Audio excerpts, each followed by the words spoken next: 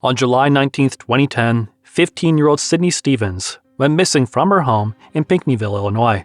Two fishermen found a body in the water by Beaucoup Creek Bridge, south of Pinckneyville. It turned out to be Sidnee Stephens, a girl who had recently gone missing from her home. Sidnee Stephens was born on May 15, 1995, in Murfreesboro, Jackson County, Illinois. She lived with her parents, Jason Trichler and Tracy Stephens, and her 4 siblings. She was a Pinckneyville Community High School student and was part of Oak Grove Baptist Church in Pinckneyville. Sidnee's past life was traumatic. She struggled with mental health and tried to end her life several times. At various points, she left home but came back on her own. Sidnee enjoyed the company of her stepsister, Dakota, while Dakota hated Sidnee. Even hanging out with the same group during their teenage years, their bond wasn't strong. At the same time, Dakota was dating Chad Bennett, head of the P-Town Saints, a small-town group. His friend and group member, Carl Dane, was Sidnee's ex-boyfriend. Sidnee wrote her relationship stories in her diary.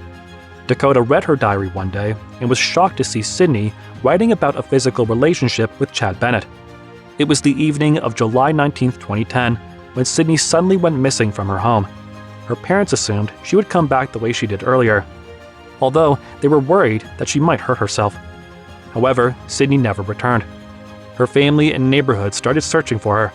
On July 25, 2010, 2 fishermen found human remains in the water near the Beaucoup Creek Bridge south of Pinckneyville.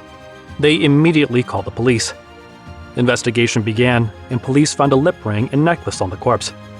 As the news of Sidnee's disappearance was spread all across the area, investigators decided to show the jewelry to her family. Her mother confirmed that they belonged to Sidnee, and it was Sidnee's corpse. An autopsy was conducted through dental records, and the reports revealed that she died because of a violent attack. The investigators started interrogating Sidnee's friends and family members.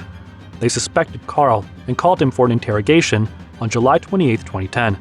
Initially, Carl claimed that he had broken up with Sidnee a few months ago and denied any involvement in her murder. However, police discovered his clothes with bloodstains. Later, he confessed that he choked Sidnee to the point that she went unconscious single-handedly. He then dragged her to his car and took her to a bridge, finally ending her life. Somebody took an arm or a leg and just lifted her up and drug her. Investigators suspected Carl killed Sidnee alone, so they decided to investigate further. They interrogated another P-Town Saints member, James Glazer, as a new suspect in the case. During interrogations, he confessed his involvement in Sidnee's murder and revealed the involvement of one more member, Robbie Mueller. Who were you with? Me, Carl. That night, Robbie came over. James and Robbie claimed that Carl told them to assist him in Sidnee's murder. Otherwise, he would kill them. And he said if we ever talked, we were dead. Further interrogations revealed that on the evening of July 19, 2010, James and Carl forcefully entered Sidnee's house while she was sleeping. While Robbie waited outside to ensure nobody spotted them while entering, James and Carl choked Sidnee and dragged her to their car. 3 of them went to a bridge, and Carl shot Sidnee 2 to 4 times and pushed her into a river. A few days later, James and Carl went again to tie a cement block to weigh the body. The same cement block and a half-cut rope were found at Carl's home. Carl, James, and Robbie were arrested for the murder. Police also suspected Chad and Dakota's involvement. Though Dakota lost her sister, she seemed to be normal throughout the investigation. She later confessed that she knew about Sidnee's murder before her corpse was found. Dakota was charged with obstruction of justice and was arrested. However, authorities were still suspicious of her involvement with the case. In 2011, Carl pleaded guilty to first-degree murder and received an imprisonment of 60 years. However, he ended his life in prison the night before his transfer to IDOC state custody from the county jail. In a bench trial, Robbie and James were also found guilty. Robbie received a sentence of 37 years, while James received a sentence of 60 years. Investigators were more suspicious upon discovering Dakota and Chad as the leaders of this teen group. They also suspected them of withholding the information about the murder plot.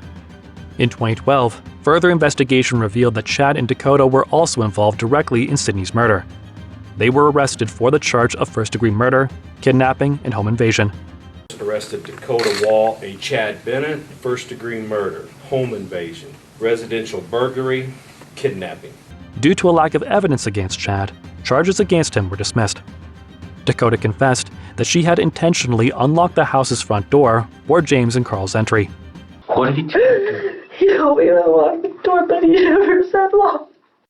On April 8, 2014, Dakota pleaded guilty to a home invasion charge through an open plea agreement, which meant there was no fixed sentence. All other charges against her were dismissed.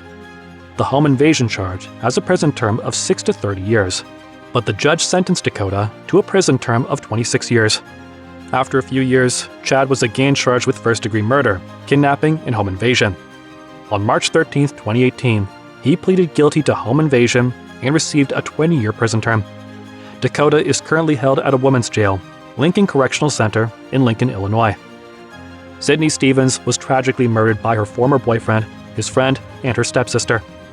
This event drastically changed the lives of 5 young individuals. While Carl Dame, the main suspect, was found dead in his cell, the other 4 are serving different prison sentences. The exact motive behind her murder remains a mystery.